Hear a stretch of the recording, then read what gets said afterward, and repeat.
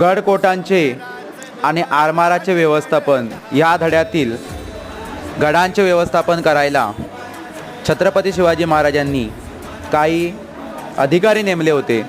त्यातलाच एक अधिकारी किल्लेदार म्हणजेच हवालदार याची कामे आपल्याला धनश्री खाडे सांगणार आहे। किल्ल्याचे संरक्षण व कारभार करणे, सबनीस कारकानीस यांना आज्ञा देणे, सरकारी पत्रे, हुकूम व आदेशाचे पालन करणे। व्हेरी गुड, शाबास। गडकोटांचे आणि आरमाराचे व्यवस्थापन या धड्यातील गडांचे व्यवस्थापन करायला छत्रपती शिवाजी महाराजांनी काही अधिकारी नेमले होते। त्यातलाच एक अधिकारी किल्लेदार म्हणजेच हवालदार याची कामे आपल्याला